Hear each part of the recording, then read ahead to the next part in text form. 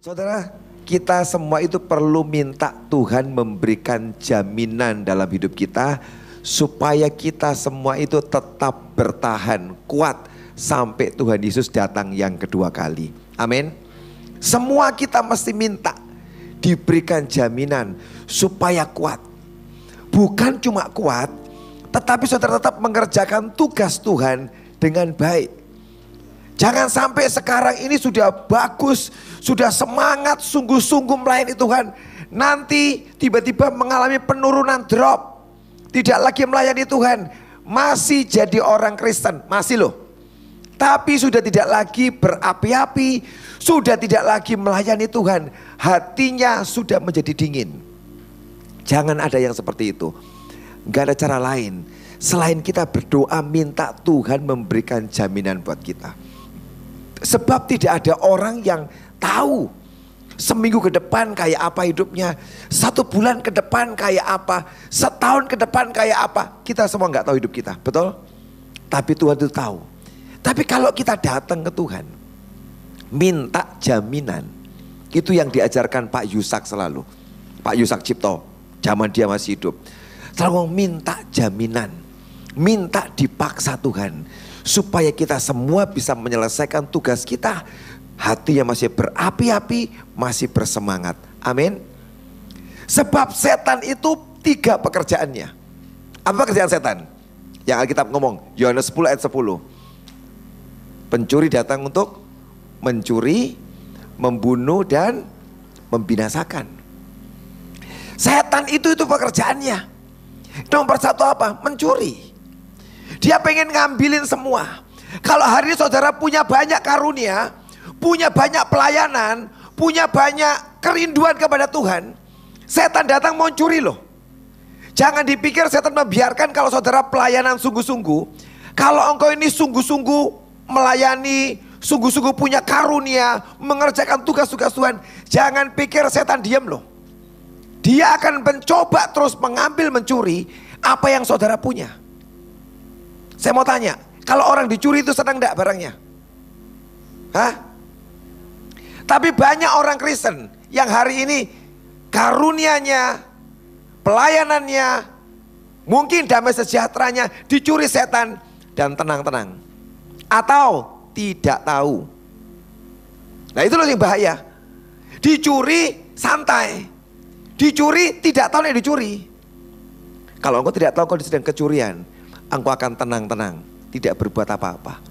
Sampai engkau tahu ada yang sedang mencuri dalam hidupmu. Engkau bangkit dan apa? Rebut kembali yang sudah dicuri oleh setan. Amin. Waktu zaman dulu saya masih muda. Sekarang masih muda. Zaman itu masih muda. Masih belum menikah, single. Saya itu tinggal di gereja seperti Samuel. Di Alkitab itu Samuel ya. Saya tinggal di gereja. Jadi saya itu bertahun-tahun tinggal di gereja. Saya ngurus gereja, nungguin gereja. Gereja yang di Permata Hijau waktu itu. Jadi sana. Nah, di situ itu ada seorang ibu yang bantuin gereja bersih-bersih. Dan saya selalu minta tolong dia mencuci baju saya, tak kasih uang. Ya kan? Karena saya nggak ada orang, dia tak minta tolong mencuci, tak kasih uang. Saudara. Sekali nyuci 1 keranjang, tak kasih dia dicuci gitu. Tiap kali nyuci, selesai dikembaliin kamar saya. Saya tidak menyadari. Kalau ternyata tiap kali nyuci itu baju saya hilang 1. Sebab saya tuh punya baju banyak, sak lemari, ya kan? Jadi saya itu tidak tahu kalau barang saya ini hilang tiap kali nyuci 1. Kan tidak kerasa saudara diambil, ya kan? Nah, sampai 1 kali saya tuh bisa ngerti, gimana ngertinya? Saya ngeliat foto saya. Oh ini foto saya 2 bulan lalu, 3 bulan lalu. Oh baju kuning. Kok tidak ada ya? Baju ini baru sadar. Saya dulu tuh suka baju yang ada gambarnya orang naik kuda itu loh saudara. Ya, bukan kuda lumping loh ya. Orang gambar naik kuda itu loh di sini ya. Ada di bordir naik kuda di sini orang naik kuda itu loh. Saya suka itu. Loh, kok baju kuning hilang? Nanti tak lihat loh. Bajuku yang putih yang ada gambar kudanya kok yo hilang.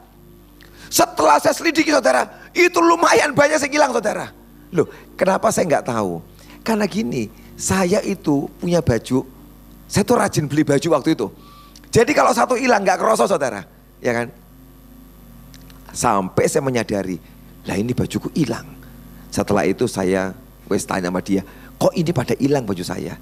Setelah itu saya berhenti, tidak mau nyuci sama dia lagi. Karena kalau dilanjutkan ini hilang terus, habis lama baju saya kan. Walaupun saya beli terus saudara. Saya sadar, saya hentikan, tidak bisa. Setan sama. Dia mencuri dalam hidupmu banyak saudara. Dan ternyata banyak yang tidak menyadari di tempat ini. Dia curi banyak. Hari ini kita mau minta balik semua. Kalau pencuri tertangkap, dia mesti mengembalikan 7 kali lipat. Apa yang sedang dicuri dalam hidup saudara hari ini? Yang sudah hilang apa? Minta dituntut kembali. Aku dulu pelayanan, aku dulu sungguh-sungguh, dulu seperti ini, kok hilang semuanya? Pasti sedang diambil, minta balik. Yang kedua, setan datang apa? Untuk membunuh. Loh, dia memang mungkin tidak membunuh saudara, wong semua masih hadir di sini, dia kan masih hidup kan? Tapi yang setan bunuh itu apa? Banyak dalam hatimu. Sukacitamu dia sedang bunuh dalam hatimu. Dulu ini orang yang merdeka dalam Tuhan. Orang yang gampang menabur, dibunuh semua sama setan. Sehingga gak punya sukacita lagi. Yang ada suka marah, emosi, jengkel. Dulu aku udah kayak gini kok, sekarang kok kayak gini. Ada yang dibunuh dalam hidupmu saudara oleh setan. Sukacitamu. Dulu aku damai sejahtera, keluargaku baik-baik, kok seperti ini? Ada yang sedang dibunuh oleh setan. Sebab itu pekerjaannya, jangan mau terjadi. Minta supaya semua yang dibunuh itu dibangkitkan. Amin. Yang ketiga, dia menghancurkan, destroy dalam bahasa Inggrisnya. Membinasakan, destroy. Dia itu merusak. Kalau merusak itu kayak apa saudara? Itu beda ya, dicuri beda, dibunuh beda, dirusak. Kalau saudara sedang membangun rumah, bangun rumah pakai apa namanya, batu bata ya, semeter, dihancurin apa artinya? Dirobohin lagi. Terus dibangun lagi semeter, dirobohin. Saya mau tanya, kapan rumahnya jadi? Gak pernah jadi toh? Setan suka. Bangun, ayo silakan, gak apa-apa. Semangat, 1 bulan, 2 bulan, 3 bulan, robohin lagi, hilang. Semangat lagi, bangun lagi, 1 meter, 2 meter, 3 bulan, 4 bulan kuat, dirobohin lagi. Ada banyak orang yang hidupnya kok semangat sekian waktu, setelah itu hilang lagi. Hidupmu up and down, ngalamin enggak saudara? Itu dirobohkan, destroy, dihancurin sama setan. Disitulah orang Kristen tidak pernah bisa membangun hidupnya dengan sangat kuat. Kenapa? Tiap kali kau bangun dirobohin, bangun lagi. Sepertinya membangun. Kerosone ya toh, bangun toh. Tapi ada hasilnya enggak? Jadi enggak? Tidak pernah jadi rumah saudara. Sebab roboh terus. Loh, aku rajin kok membangun. Tapi dirobohkan, bangun, roboh, bangun. Tidak pernah jadi rumah. Saudara, sadari keadaan saudara. Dan kalau engkau menyadari itu, hari ini kita perangi setan yang sudah mencuri, yang sudah membunuh, yang sudah menghancurkan. Dan kita akan mengalami kemenangan dan hidup yang terus tambah naik. Sebab janji Tuhan berkata, engkau ke kepala bukan ekor. Engkau akan terus naik dan tidak akan turun. Betul tak? Artinya Tuhan itu tidak mengizinkan ada orang Kristen yang turun. Kita tuh makin naik, makin naik, makin naik. Kalau sampai kita turun, yang salah bukan Tuhan loh. Yang salah kita. Sebab kita membuka kesempatan buat setan untuk tarik kita turun ke bawah. Karena itu kita mesti waspada dan hati-hati. Di Alkitab ada sebuah cerita bagus saudara. Tentang orang yang sukses, yang berhasil. Tapi orang itu ngalami seperti yang Tuhan Yesus katakan. Dia diapain? Dia dicuri dari hidupnya. Ada yang dibunuh dan ada yang dirusakkan oleh setan. Dan orang ini sayang. Hidupnya tidak bisa naik dengan sangat luar biasa. Tapi ending akhir hidupnya merosot turun. Kita semua tidak mau, betul? Kalau bisa kita makin naik-naik. Dan kalau kita nanti pulang dipanggil Tuhan dalam hidup yang sangat bagus hidup kita. Amin. 2 Tawarik 26. Ayat 1 sampai dengan ayat yang ketiga dulu. 2 Tawarik 26 ayat 1 sampai dengan ayat yang ketiga. Segenap bangsa Yehuda mengambil Usia yang masih berumur 16 tahun dan menobatkan dia menjadi raja, menggantikan ayahnya Amasya. Ia memperkuat Elot dan mengembalikannya kepada Yehuda. Sesudah raja mendapat perhentian bersama-sama dengan nenek moyangnya. Usia berumur 16 tahun pada waktu ia menjadi raja, dan 52 tahun lamanya ia memerintah di Yerusalem. Nama ibunya ialah Yekolia dari Yerusalem. Ada seorang raja yang dia naik tahta usianya masih sangat muda, 16 tahun. Di sini siapa yang umur 16 tahun ada atau di bawah 16 tahun? 16? Ya. Masih kecil toh. Kamu sini. Pesan pas 16 tahun. Kamu sini. Kita jadikan contoh. Bayangkan, kita bayangkan. Ini segini umurnya terus menjadi raja. Ini sudah pas bajunya ya kan? Kayak jubah raja. Terus semua datang nyembah. Yang tua-tua. Ya toh, sekarang raja toh semua memberikan penghormatan, penyembahan. Ada raja dihormati. Kayak gitu saudara. Masih unyu-unyu, kinyis-kinyis ya kan? Kayak gini, jadi raja. Saya mau tanya, yang kayak gini ini punya pengalaman banyak enggak? Nggak ngerti apa-apa. Pacaran aja bingung. Ya toh? Bingung pacaran. Jadi raja. Raja itu untuk apa? Ngatur negara. Bukan ngatur rumah tangga loh. Ngatur apa? Negara. Segini itu loh suruh ngatur saudara. Kalau kita mikir pakai otak, pasti gagal. Terima kasih. Kalau kita mikir pasti gagal, bisa apa? Umur 16 tahun, bisa apa? Tapi saudara, Tuhan itu tidak tergantung umur. Tergantung maukah engkau dididik dan diajari Tuhan. Amin. Hari ini saudara mungkin umurnya 50, 60. Tapi kalau susah dididik, Tuhan juga menyerah. Ini orang keras kepala banget. Sudah umur 60, 70 tidak bisa diatur. Ada enggak saudara yang kayak gitu? Di sini tidak ada. Tidak ada, sini tidak ada. Sini tidak ada pasti. Di luar ada. Tenang aja, sini aman. Sini tidak ada. Sampai Tuhan aja bertobat ketemu dengan saudara. Yang bertobat Tuhan loh. Saking ini orang susah diomongin. Di Semarang saya punya satu grup. Saya beri namanya grup angel. Apa itu grup angel? Orang-orang yang angel dikandani, angel dikandani. Tak berikan nama grup angel. Kan angel tulisannya toh. Bahasa Inggrisnya kan angel ya toh. Tulisannya angel. Ini grup angel. Grup apa itu? Wong-wong sing angel dikandani, angel dikandani. Ya ini. Loh, Tuhan itu juga tahu loh. Ada orang-orang yang angel dikandani. Tapi dia anak umur 16 tahun yang tidak terlalu pinter, tidak punya wibawa, belum punya pengalaman, semuanya kurang.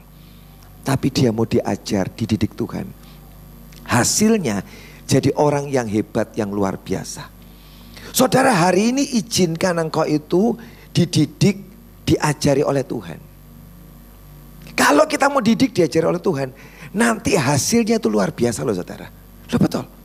Hasilnya luar biasa. Kalau Tuhan ngomong apa, Tuhan ngomongnya lewat apa? Di Alkitab banyak dia ngajar ngomong saudara. Tinggal baca Alkitabmu, kerjakan apa yang diajarkan, engkau jadi orang sukses berhasil loh saudara. Sebab Alkitab ini adalah buku manual. Tahu buku manual enggak? Buku manual artinya cara mengoperasikan sesuatu benda. AC, sound system ini ada buku manual atau buku petunjuknya. Cara mengaktifkan, kasih kayak begini, nyetelnya kayak gini supaya ini semua suaranya bagus. Diajarin. Kalau enggak lihat buku manual bisa nyala enggak? Bisa. Cuma suaranya tidak maksimal. Suaranya rotok kacau mungkin. Padahal barang ini diciptakan dengan sebuah suara yang bagus. Kalau engkau buka buku manualnya, pelajarin caranya, bisa berfungsi dengan sangat bagus barang-barang ini. Tapi kalau tidak, bunyi, tapi tidak bisa maksimal bunyinya. Sebab kau tidak buka buku manualnya. Saudara sekalian, hidup semua kita ini dibuat oleh Tuhan, ya kan? Dari tanah liat, dihembusi rohnya. Bagaimana untuk mengoperasikan hidup kita supaya maksimal? Bukunya Alkitab memaksimalkan hidup kita. Kalau tidak pakai Alkitab, hidup kita cuma separuh-separuh manfaatnya kok saudara. Apakah hidup? Ya hidup kok. Apakah kerja? Bisa kerja. Apakah bisa melayani? Bisa. Tapi gak bisa maksimal. Begitu kamu buka Alkitab, dia akan bicara banyak. Bagaimana untuk kamu berhasil dalam pekerjaan, berhasil dalam pelayanan, berhasil dalam keluarga, berhasil dalam segala hal. Dia ajarin engkau di sini. Sebab ini buku manualnya untuk hidup kita. Amin. Dan hari itu usia yang masih 16 tahun diajari Tuhan, dididik Tuhan, dan dia menjadi orang yang luar biasa. Apa yang pertama dia kerjakan? Alkitab menulis ini. Ia memperkuat Elot dan mengembalikannya kepada Yehuda. Hal pertama yang dikerjakan Usia adalah dia memperkuat, ada kota-kota yang dia perkuat dan dia kembalikan ke Yehuda. Sebab kota-kota itu dulu diambil musuh, hilang. Begitu orang ini usia 16 dia naik, mau diajar Tuhan, dididik Tuhan, punya kekuatan hebat. Kota-kota yang hilang diambil, direbut kembali, balik ke Yehuda. Semua yang dicuri, yang diambil jadi apa? Kembali. Kenapa? Mau diajar, mau dididik Tuhan. Amin. Belajarlah menyerah ke Tuhan, mau diajar, dididik. Memang kadang-kadang tidak enak kok, diajar, dididik itu tidak enak. Tapi izinkan dia mengajar kita, mendidik kita. Anak-anak kecil, ini anaknya siapa ini? Ini penari, cucunya Pak Iskandar. Kalau kecil-kecil tidak pernah diajarin, itu gawat. Tapi sejak kecil diajari. Kalau makan di meja seperti ini, tertib, teratur, dididik. Pertama kali diajar tidak mau tuh, ya kan? Pasti pengen kalau bisa tuh makan keliling-keliling, tidak usah duduk di meja. Tapi kalau udah diajar keliling terus makannya, nanti seumur hidup keliling terus makannya. Tidak pernah duduk di meja makan, tidak mau. Saya susah untuk makan kelilingan saya, harus di meja. Kenapa? Sudah dilatih sejak kecil, harus sini makannya. Ya sudah di situ. Kenapa? Dididik. Jadi tertib, jadi teratur. Saya ini hari ini di rumah itu orang yang suka kebersihan, ya, suka bersih rumah saya. Kenapa? Saya terdidik, terlatih oleh papa saya. Papa saya itu paling suka kebersihan. Dulu pas kita kecil-kecil, kalau sudah jam 4 sore, mama saya udah ngomong, papi sebentar lagi pulang kantor, rumah jangan sampai kacau. Dan semua anak 5 anak laki, semua 5 laki-laki kita itu di rumah, Pendowo 5. Maka semua akan kerja cepat, sepatu pulang lagi ke tempatnya. Semua mau dirapikan. Karena papi pulang, kita berharap dia tidak akan mengamuk sama kita. Sebab dia gak pengen rumahnya kotor. Dia pengen semua barang di tempatnya. Dan kami harus cepat-cepat nyapu. Karena gak ada pembantu. Laki-laki semuanya harus kerja. Kami beresin rumah. Dan kami menyambut papa pulang. Kalau dia lihat rumahnya bersih, wah bagus. Dia tidak akan marahin kita. Saya dididik, dilatih sejak kecil. Makanya sekarang saya sangat suka kebersihan. Lebaran-lebaran, pembantu pulang, saya nggak pernah komplain. Saya santai kok. Kenapa? Tetap kita bisa kerja. Bagi tugas di rumah, kamu kerja ini. Ayo kita beresin rumah. Ya udah, rumah saya tetap bersih, nggak berantakan. Lebaran-lebaran, pembantu pulang seminggu santai. Tetap setrikaan beres semua, cucian beres, piring bersih semua, nggak ada kotoran di rumah, semua bersih, nggak ada masalah. Sebab terlatih. Loh saudara, waktu dilatih tidak enak. Tapi akibatnya engkau akan menikmati. Dilatih. Di sini orang ini mau dilatih. Dan dia punya kekuatan yang hebat mengembalikan semua yang dicuri. Ayat yang keempat. Ia melakukan apa yang benar di mata Tuhan. Tepat seperti dilakukan Amasya ayahnya. Melakukan apa yang benar di mata Tuhan. Nah ini penting saudara. Kenapa kok sampai lengkap ditulis? Bukan cuma melakukan apa yang benar, tapi melakukan apa yang benar di mata Tuhan. Itu dua hal yang berbeda. Kalau cuma benar, belum tentu di hadapan Tuhan apa? Benar, betul? Nah itu masalah. Nah kita ini kan punya kebenaran diri sendiri. Kita semua ini punya kebenaran diri sendiri. Nah wes pokoknya yang gini benar ini. Belum tentu. Yang saudara anggap benar belum tentu benar. Apa yang Tuhan anggap benar itu yang benar. Di Alkitab ini ada satu cerita saudara. Wanita sakit pendarahan 12 tahun yang menjamah jubah Yesus. Dan endingnya apa? Sembuh. Saya mau tanya, menurut hukum Yahudi, perbuatan perempuan ini benar apa salah? Salah. Loh, kenapa? Sebab orang yang pendarahan itu dianggap apa? Najis. Dan tidak boleh keluar rumah, tidak boleh berkeliaran, apalagi megang. Dan Yesus itu rabi, orang kudus, waktu dianggap orang kudus rabi. Tidak boleh. Ini orang najis megang orang kudus, tidak boleh. Sebab akan membuat ini jadi najis juga. Tapi perempuan ini salah loh sebenarnya, tidak benar loh. Tapi wanita ini dibenarkan Tuhan tidak? Dibenarkan tidak? Dibenarkan loh. Waktu dia menjamah Tuhan Yesus, Tuhan tidak marah. Dia tanya, siapa yang menjamah aku? Ada kuasa yang keluar, tidak dimarahin. Dia bilang, imanmu hebat ini, hebat imannya. Dan dia sembuh hari itu. Sepertinya salah loh saudara, tidak dibenarkan. Tapi buat Tuhan benar, dan dia sembuh, dia pulang. Kalau hari itu perempuan itu pakai kebenarannya sendiri, tidak boleh. Dia tidak pernah bisa menjamah jubah Yesus, betul? Dia tidak akan pernah menjamah. Sebab pikiran yang ngomong, tidak boleh. Perempuan pendarahan najis tidak boleh. Maka dia akan tidak pernah sembuh. Tapi hari itu dia pegang kebenarannya Tuhan. Sekalipun kebenaran berkata tidak boleh, dia tunggu kebenaran Tuhan. Aku percaya. Dia jamah. Dan kebenaran itu, imannya membuat dia disembuhkan. Amin. Tuhan itu ajaib. Kemudian wanita yang berdosa, yang datang dalam pesta ketika Yesus diundang. Wanita berdosa. Yang laki-laki lagi kumpul, Yesus juga semua laki-laki kumpul di pesta. Tiba-tiba perempuan datang nyelonong. Hukumnya tidak boleh perempuan masuk. Itu pesta laki-laki semua. Dia nyelonong ke kaki Yesus, nangis-nangis. Di kaki Yesus membasahi kaki Tuhan dengan air mata, menyeka dengan rambutnya. Itu tidak sopan, kurang ajar, tidak boleh. Kebenarannya manusia, tidak boleh. Yesus marah enggak? Enggak. Orang lain marah loh. Tuhan kok biarin, kok enggak tahu siapa dia. Suruh keluar, suruh ngusir perempuan itu. Karena emang enggak benar, enggak boleh masuk perempuan di pesta laki-laki.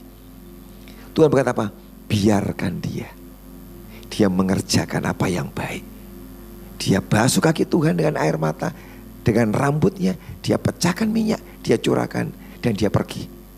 Dan Tuhan berkata, yang dia buat untuk mengingat, memperingati kematianku, menyiapkan kematianku. Dia akan selalu dikenang. Salah enggak saudara? Di hadapan Tuhan benar kerjakan.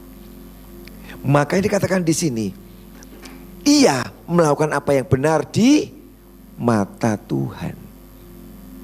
Jadi kita jangan sampai sok-sokan, ini loh yang benar. Biarkan Tuhan yang berkata, kamu benar.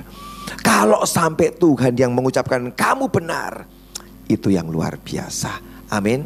Karena itu hari ini, apa yang sedang kita kerjakan, mari kita sungguh-sungguh tanya pada Tuhan.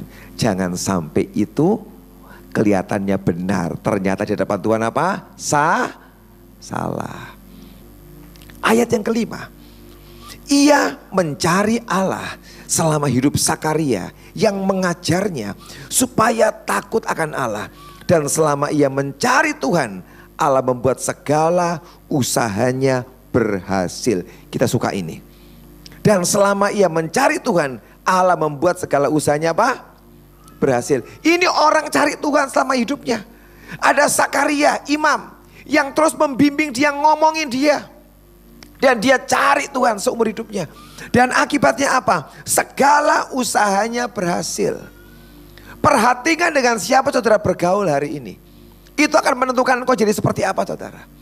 Ini imam terus ngomongin perkara rohani. Diajarin takut akan Tuhan. Dan dia membuat orang ini bertumbuh jadi orang yang hebat luar biasa. Sukses. Umur 16 tahun berhasil. Luar biasa. Kenapa? Bergaul. Saudara, engkau hari ini bergaul dengan siapa? Bergaul dengan orang-orang yang beriman, punya iman kuat. Nanti engkau ketularan punya iman yang kuat. Amin. Bergaul dengan orang-orang yang rajin pelayanan. Nanti kau akan rajin pelayanan. Amin. Bergaul dengan orang yang berapi-api dalam Tuhan. Engkau juga berapi-api. Kalau engkau bergaul dengan orang yang suka bergosip. Ngomong gosip terus. Ketularan suka bergosip. Engkau tidak mau bergosip, coba kau kumpul sama orang yang suka gibah atau gosip. Kok diem aja? Nggak usah ngomong. Jangan ngomong. Weh, Ci itu toh kok tambah sugih ya? Oh, suaminya korupsi pasti. Betul loh, aku lihat toh. Perubahan ini betul loh. Nah, ya, saudara kan tidak mau ngomong sebenarnya. Gara-gara orang ngomong ini, tiba-tiba suka mikir, betul loh, korupsi. Lihat toh, saya pakai moge loh. Moge apa toh? Motor gede itu loh yang bisa pakai itu loh sekarang. Loh, dulu tidak punya, tidak mungkin toh. Atau jangan-jangan pencucian uang. Tiba-tiba semua pikiran tidak genda itu muncul. Gara-gara ngelihat orang lebih kaya. Padahal tidak mau gosip. Gak mau gibah. Gara-gara kumpul dengan orang yang suka gini, ikut-ikut ketularan. Jadi saudara, kumpulanmu apa? Nanti jadi kayak gitu saudara. Berkumpulan dengan orang yang beriman. Engkau jadi orang yang punya iman yang kuat. Amin. Hati-hati. Ini orang berkumpul dengan Zakaria, ngajarin dia terus untuk mencari Tuhan. Akibatnya apa? Ini orang usia mencari Tuhan. Akibatnya apa? Allah membuat segala usahanya apa? Berhasil. Sekarang tiba-tiba ada ide di pikiran saudara. Wes, aku pengen berhasil, tak cari Tuhan. Salah. Cari Tuhan, efeknya berhasil. Kalau kau pengen, aku pengen berhasil lah, biar caranya tak cari Tuhan lah. Supaya aku berhasil, tidak bakal berhasil. Sebab motivasimu salah. Engkau pengen berhasil, aku mau cari Tuhan. Jadi Tuhan itu buat seret toh, ya kan? Supaya aku berhasil tak cari dia. Nenda tidak usah dicari. Ya toh? Salah saudara. Cari dia. Tidak usah mikir apa-apa. Cari Tuhan. Wes, tidak usah mikir yang lain. Nanti Tuhan akan membuat engkau apa? Berhasil. Lah orang dibolak-balik firmannya itu buat repot. Kalau engkau cuma motivasimu murni mencari Tuhan, nanti dibuat apa? Berhasil. Sungguh-sungguh saudara, tenang aja, pasti berhasil. Kalau engkau hatimu itu murni. Saya tuh punya pengalaman. Ya, di depan kantor kami yang punya tanah 2.500 kantor kami dengan sekolah apa. Di depannya itu ada lagi 500, jadi 3.000 meter. Di sampingnya itu ada lagi satu potong tanah saudara, yang 300 meter. Ya. Nah tanah itu tuh kita bilang jangan, kalau diambil orang tidak enak nanti. Ya, kalau orangnya baik, oke. Kalau orangnya tidak baik kan jadi sama kita jadi bermasalah terus. Kalau kita punya tanah itu baguslah. Ya, waktu kami coba cari tahu siapa yang punya, ketemu. Terus saya ketemu sama orangnya. Saya ngomong sama dia, mau nggak tanahnya tak beli sama gereja? Oh iya, dibeli aja apa? Tak tanya berapa? 5,5 juta. Aduh, kok mahal? Sebab tanah itu saudara, harga aslinya itu 2,5 juta. Kami dulu beli itu 2,5 juta. PPN 10% jadi 2,750. Sekarang dijual berapa? 5,5, 2 kali lipat. Waduh, ya saya dengar itu saya malas toh saudara. Wong itu tanah harganya segitu pasarannya. Kok sekarang 5,5? Saya sudah ngomong banyak macam-macam. Saya ngomong apa? Ini tanah buat pelayanan loh, buat ini. Tidak tergerak orangnya, karena bukan orang Kristen. Gak tergerak, ya sudah. Saya pulang dengan jengkel saudara. Wis tak omongin macam-macam, malah dinaikkan harganya 5,5 juta. Tapi ini kan bagus kalau dibeli sama gereja, jadi kotak bagus tanahnya. Ya enggak mau, tidak apa-apa. Saya pulang dengan dongkol, rausah di tuku. Dan saya pulang. Tapi ketika sampai di kantor, saya lihat tanah itu. Kita perlu tanah ini. Nah, jadi tidak perlu, tapi ya perlu gitu loh saudara ya kan. Saya ngomong dalam nama Yesus, harganya turun. Kalau kamu tidak mau turunin, dalam nama Yesus, kayak no aku gratis. Tak perkatakan saudara, mau turun harganya atau kasih aku gratis. Saya kasih jendela tingkat 2, itu kan di depan tanahnya. Saudara. Harga murah atau gratis dikasihkan saya dalam nama Yesus. Wis tak ucap begini saudara, biar sekarang malaikat kamu yang bekerja. Saya sudah lupa setelah itu, wis tak tinggalin selesai. Sekian waktu kemudian luar biasa saudara. Tidak sengaja kenapa, ternyata kakaknya yang punya itu, lah kok tiba-tiba buat skripsi, ketemunya dengan Pak Hengki. Ngomong-ngomong, waktu ngomong-ngomong, terus tanya, lo tanah depan itu punya siapa? Lah ini punya orang ini. Lagi punya adikmu toh itu, depan tuh, dijual mahal banget. Oh gitu, wes aku yang ngomong. Saudara, dia ngomong sama adiknya, kamu ya sama gereja itu kok mahal-mahali. Sudah jual harga murah. Adiknya langsung mencerahkan, ya wes, tidak apa-apa. Loh, langsung kita beli tanah itu saudara. Dengan harga yang layak, gitu loh. Bukan harga 5,5 saya tidak mau. Dengan harga yang memang normal, harga jual, beli tanah. Dapat saudara. Saya bilang kok luar biasa ya Tuhan. Makanya kalau saudara itu dengan Tuhannya sungguh-sungguh cari dia, nanti berhasil. Sekalipun yang tidak masuk akal susah. Orang kaya tidak mau ya. Tidak bisa toh sampai bisa menekuk orang kaya, tidak bisa. Tapi Tuhan bisa nekuk hatinya enggak? Kalau engkau cari Tuhan sungguh-sungguh, Dia akan membuatkan mujizat dalam hidup saudara. Udah betul. Dibuat berhasil. Kita cari Tuhan, fokusnya ke Tuhan, nanti ditolongi Tuhan dengan cara yang luar biasa. Nah, orang ini, usia ini, sungguh-sungguh cari Tuhan dan dibuat usahanya berhasil. Loh, saudara, usaha apa yang berada dalam usia ini? Ini orang hebat loh. Pertama, dia itu orang yang suka peternakan, beternak. Dia tuh punya peternakan yang sangat bagus. Usia suka pertanian. Pertaniannya bagus, maju, berkembang. Usia ini terkenal juga. Kenapa? Sebab orang-orang ngasih upeti sama dia. Bahkan Mesir, Raja Mesir tunduk kepada usia. Menghargai usia. Dan negara-negara yang jauh dari kerajaan usia menghormati, mengenal dia. Orang yang hebat. Punya tentara yang hebat.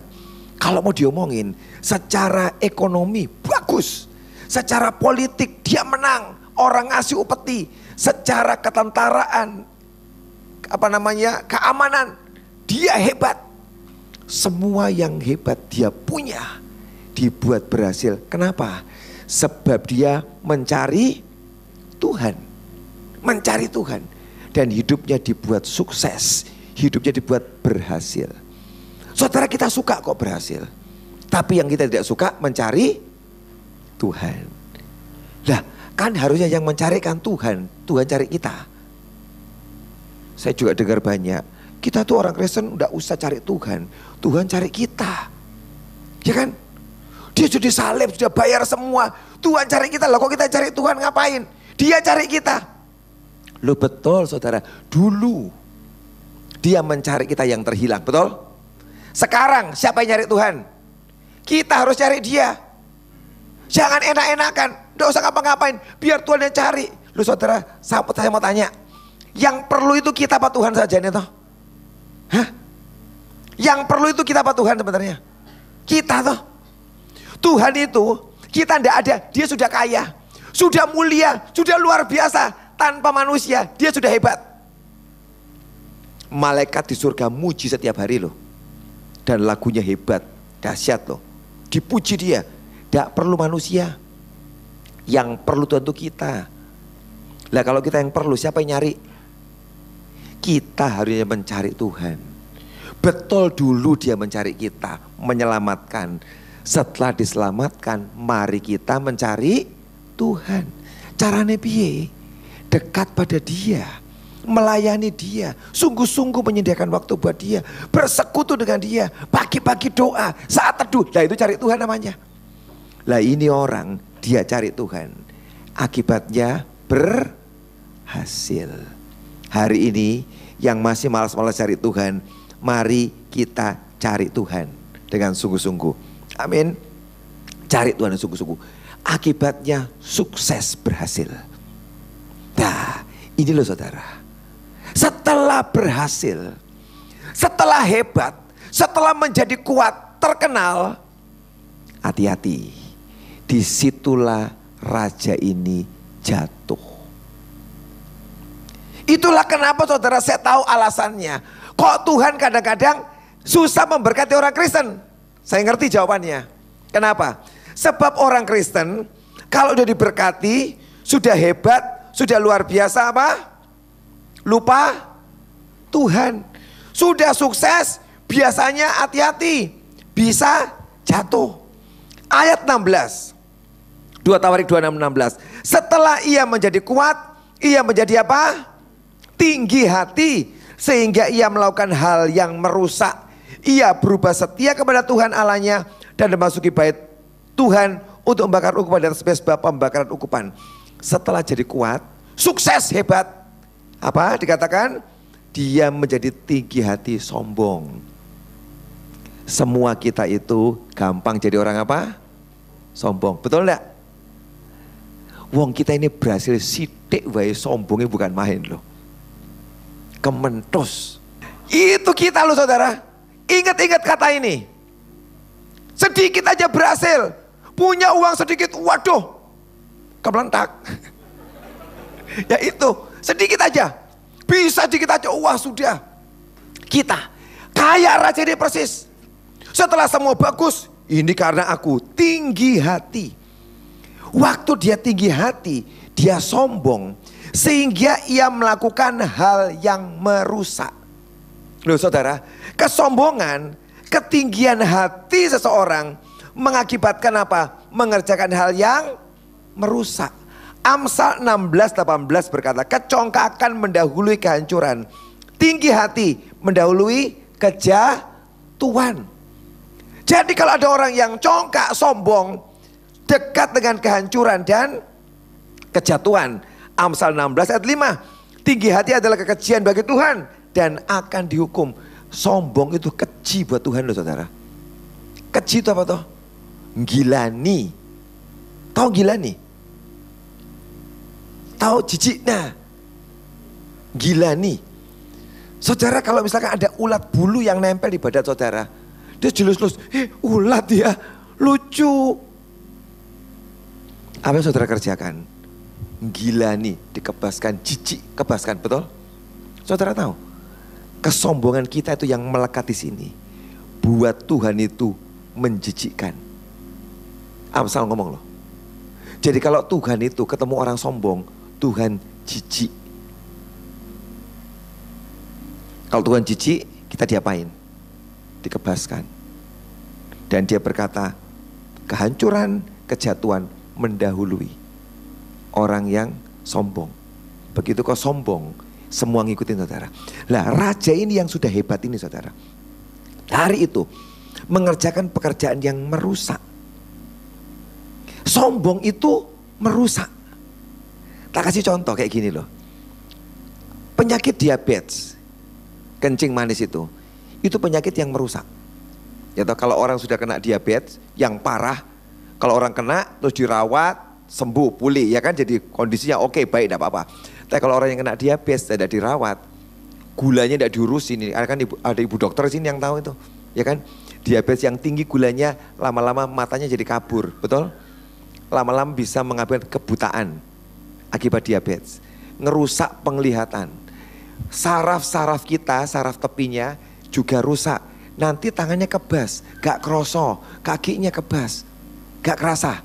Karena dirusak oleh gula dalam tubuhnya itu yang kebanyakan. Apalagi ginjal, jantung, rusak. Ada begitu banyak, kalau luka tidak sembuh-sembuh. Ada begitu banyak kerusakan yang terjadi karena apa? Kadar gula tubuh kita sangat tinggi karena diabetes. Itu kayak kesombongan. Begitu orang sombong, semua sisi hidupnya tiba-tiba rusak. Dan yang luar biasa, tidak ada orang tahu kalau dia itu sombong. Sampai ngalami ini baru sadar. Biasanya sudah telat. Ada kerusakan, kehancuran baru sadar. Karena itu hari ini koreksi hati masing-masing, minta Tuhan. Kalau ada kesombongan, dibuang, disingkirkan. Sebab semua kita ini punya kandidat jadi apa? Sombong. Semua, termasuk saya. Tenang aja, dosa takut, saya juga. Semua kita punya kandidat jadi sombong. Tapi kalau engkau mau datang ke Tuhan, buka hati, dikoreksi, nah itu bagus. Nanti sombongnya dibuang, disingkirkan. Engkau menjadi orang yang apa? Rendah hati. Nah, orang sombong ini mengerjakan pekerjaan perbuatan yang merusak saudara. Apa yang dibuat oleh Uzia? Sebab dia merasa sombong, sudah hebat luar biasa, dia masuk bait Allah. Ngambil ukupan. Ukupan itu apa? Yang biasa buat penari itu loh saudara, yang ada itu ya, yang keluar asapnya. Ah itu, zaman itu semua dipakai di sana. Ukupan, dia bawa itu. Saudara, kalau mata orang biasa ngelihat, ciamik usia ya, dia membawa ukupan sekarang mau melayani Tuhan, ya kan? Loh, ini orang enggak tahu loh. Loh itu kan jahat enggak tahu saja nih. Sebenarnya jahat enggak? Masuk ke bait Allah melayani, ikut melayani. Aku juga mau melayani ya. Pakai ukupan. Kayak imam-imam yang lain. Kelihatannya bagus. Orang yang tidak peka akan berkata, oke kok ini. Tapi ada orang-orang yang peka yang tahu dengan Tuhan. Yang berkata, tidak boleh. Sebab kamu sudah melanggar kekudusan. Itu bukan hakmu. Kamu sudah melanggar. Sekalipun kelihatannya bagus, ikut pelayanan, bawa ukupan. Kalau orang yang tidak cukup peka, dia tidak tahu. Saudara, kesombongan kita kadang-kadang tidak ketahuan kok saudara. Sebab di dalam tempatnya tidak ketahuan. Tapi efeknya nanti baru orang tahu. Waktu dia datang ke sana, saya bersyukur Alkitab menulis. Ada 80 di ayat ke-17. 80 imam-imam, Imam Asaria dan imam yang lain 80 orang yang tegas. Ketemu dengan raja dan ngomong, kamu salah lu, berdosa kamu. Padahal kalau dilihat luarnya saudara, ini orang sukses loh, betul? Dia berhasil di pertanian, di ketentaraan, peternakan, musuh-musuhnya takluk semua. Semuanya sukses, bagus, tidak ada yang jelek. Ini orang tidak nyembah berhala, tidak berzina, hidupnya tidak ngawur. Semuanya bagus, oke. Ditegur, kamu dosa. Itu loh saudara, perlunya orang yang peka. Nabi-nabi 80 ini, imam-imam ini orang hebat. Peka dan tegas. Dia tahu ini salah. Dan dia tegur raja itu. Mungkin mereka ragu-ragu. Wong berhasil loh. Tidak ada yang jahat loh. Tapi itu loh. Orang yang peka dengan Tuhan tahu ini batasnya, ini salah dan ini yang benar. Dan dia berani menghardik raja itu 80 orang, kamu berdosa. Hari ini gereja perlu orang-orang yang berani ngomong kebenaran dengan keras. Amin. Berani ngomong kebenaran harus. Kebenaran dan firman harus diomongkan dengan keras. Harus berani. Saya bersyukur saudara Tuhan memberikan kepercayaan keliling ke banyak tempat untuk mengadakan seminar hamba-hamba Tuhan. Yang lalu terakhir saya dari Manado. Bulan apa ya, sekian bulan lalu, 2 bulan lalu dari Manado. Ada 1.300 pendeta kumpul. Kami ngajar. Dan tiap kali kami mengajar mereka, saya jujur ngomongnya keras banget saudara. Ngomongnya keras banget dengan hamba-hamba Tuhan ini. Kenapa? Perlu. Sebab walaupun pendeta hamba Tuhan belum tentu hidupnya benar saudara. Perlu orang-orang yang keras. Saya bersyukur ada imam-imam yang ngomong dengan tegas. Hari ini saudara, ada begitu banyak pengajaran di luar sana yang hati-hati. Kalau kita nggak saring sungguh-sungguh, akan banyak mengajarkan yang sepertinya benar. Tapi itu kebenaran manusia, bukan kebenaran Tuhan. Itu yang hati-hati. Karena itu mesti kita itu doa sungguh-sungguh minta Roh Kudus. Makanya di akhir zaman semua minta kepekaan Tuhan. Supaya tahu apa yang kau dengarkan itu. Jangan sampai yang kau percayai kebenaran manusia dan bukan kebenaran Tuhan. Kalau kebenaran manusia, saudara rugi. Dan itu kadang-kadang bisa menjebloskan saudara dalam apa yang salah. Tapi kalau itu kebenaran Tuhan, selalu menuntun kepada kebenaran dan kehidupan. Amin. Tapi bersyukur ada 80 orang yang berani. Yang dia ngomong, kamu dosa. Efeknya apa? Waktu dia ngomong, kamu salah, kamu dosa. Usianya ngamuk, marah. Ditegur marah saudara. Kenapa? Merasa benar, merasa hebat. Aku sukses disertai Tuhan kok. Dan dia marah. Nah saudara, di tempat ini ada ya? Kalau ditegur marah, ada enggak? Tidak ada. Semua ketawa-ketawa muka. Tidak ada di sini pasti. Ya Pak Iskandar tidak ada ya. Puji Tuhan. Tidak ada di sini. Di gereja saya ada. Di sini tidak ada. Di tempat saya di Semarang ada. Ditegur ngamuk. marah? Ada, sini tidak ada, manis-manis semua.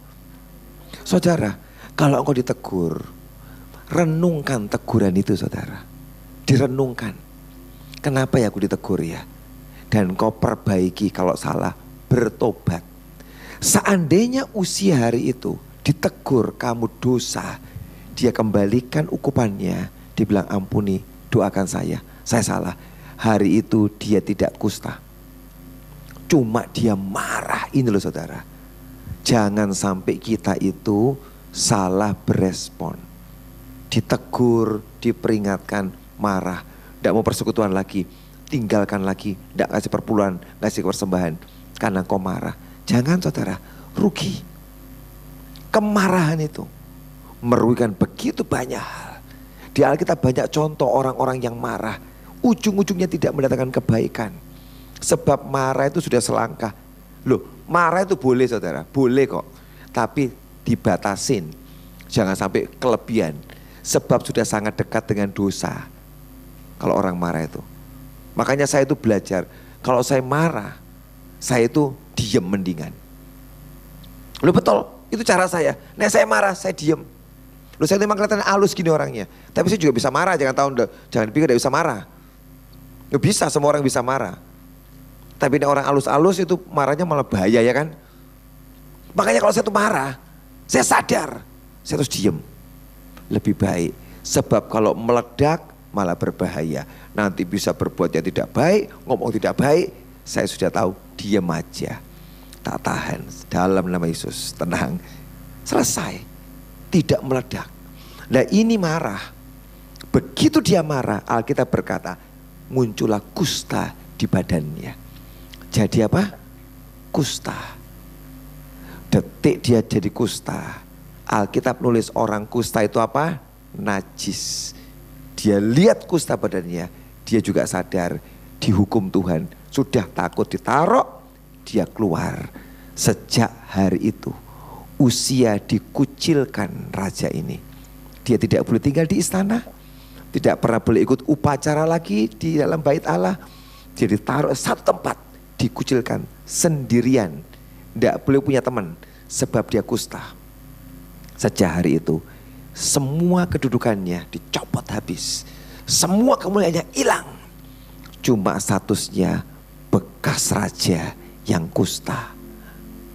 Kusta artinya disingkirkan, najis. Dan di hari itu masih hidup, masih ada orangnya. Tapi tidak punya kuasa lagi, tidak punya apa-apa lagi. Dia harus dikucilkan di satu rumah. Masih hidup kok, tapi sudah kehilangan semuanya. Dia nggak punya lagi. Itu hidup yang paling susah loh saudara. Betul? Masih ada, tapi kehilangan segala-galanya. Kuasa, otoritas, hartamu. Lah kusta ngapain pakai baju bagus-bagus? Wong semua orang tidak mau dekati dia. Ngapain kusta punya uang banyak, dia gak bisa jajan kok. Gak boleh loh, dia dekat sama orang gak boleh. Dia sudah, sejak dia kena kusta sudah gak bisa ngapa-ngapain. Dia cuma tinggal di sebuah rumah dan orang kirim makanan dari jauh kasih dia. Ya sudah, hidup makan nunggu sampai dia mati. Dan dia mati nanti saudara di usia 68. 16 tahun dia jadi raja, 52 tahun dia memerintah, terus dia mati. Alkitab tulis 52 tahun memerintah. Tapi dari sekian tahun dalam pemerintahannya dia kusta dan dikucilkan dan tidak berbuat apa-apa lagi. Anaknya yang naik menggantikan dia. Saudara, ini hidup yang menyedihkan loh. Dia awali di 16 tahun. Dia cari Tuhan, dia kenal Tuhan, dibawa naik sukses. Tinggi banget loh. Bukan cuma tinggi loh, sukses banget. Ini orang kalau saya lihat ya usia itu ya, itu mirip selevel loh dengan Daud dan juga Salomo loh. Ketermasyurannya, orang bawa upeti, kehebatannya menciptakan alat-alat perang yang orang tidak pernah nemu, dia nemu saudara. Sebab dia cari Tuhan sungguh-sungguh. Hebat banget di puncak. Sayang loh saudara, di puncak kusta dan dia mati dalam kusta. Dan dicatat dalam Alkitab di ayat yang terakhir 23, kemudian Uzia mendapat perhentian bersama-sama dengan nenek moyangnya dan ia dikuburkan di samping nenek moyangnya di ladang dekat pekuburan raja-raja. Dimakamkan di mana? Di ladang dekat pekuburan.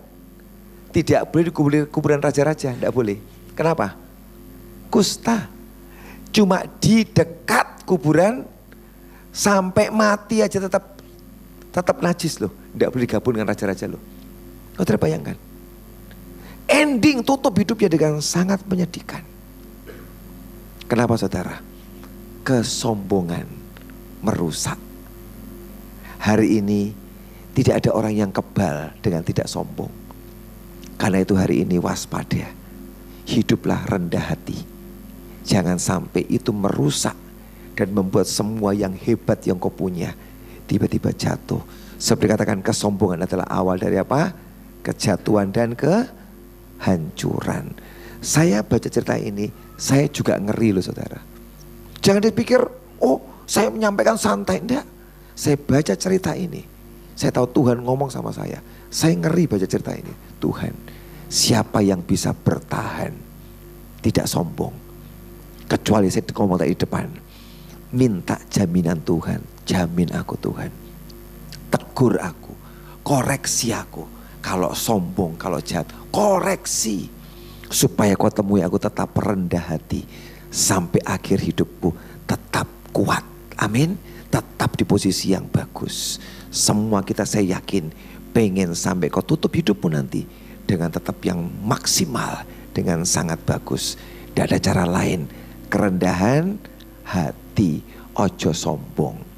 Kalau kerasa sombong, langsung bertobat. Saya kerasa, loh saya tuh kerasa, puji Tuhan, kerasa. Kalau ngomong sedikit gitu, aduh Tuhan salah ini Tuhan, ampuni Tuhan. Sudah kemeletakan aja tuh. Tuhan ampuni. Sombong. Lu saya sadar. Roh Kudus ngomong, sombong. Oh iya ampuni. Nah, itu bagus. Langsung balik. Tidak kusta. Amin. Tuhan terima kasih buat hari ini. Sebuah pembelajaran bagus. Setan selalu pengen mencuri, membunuh, membinasakan. Dia tidak pengen ada orang yang hidupnya sangat bagus endingnya. Dia coba meruntuhkan, menghancurkan. Tapi kami punya Tuhan Yesus yang besar dan hebat. Yang kalau kami minta jaminan dari Tuhan, aku akan menjaga kami. Supaya tidak ada anak-anakmu yang hancur hidupnya, yang akhir hidupnya menyedihkan. Tapi kami jadi orang-orang yang terus kuat di hadapan Tuhan. Kami tutup hidup kami dengan sebuah kekuatan. Bukan jadi orang yang kusta dan gagal seperti si alami Uzia. Tapi kami tutup semua dengan sangat bagus. Seperti Daud, seperti Israel, Yakub yang hebat, seperti Abraham. Orang-orang yang hebat, dia tutup hidupnya dengan sangat bagus. Terima kasih Tuhan, terima kasih Tuhan, terima kasih.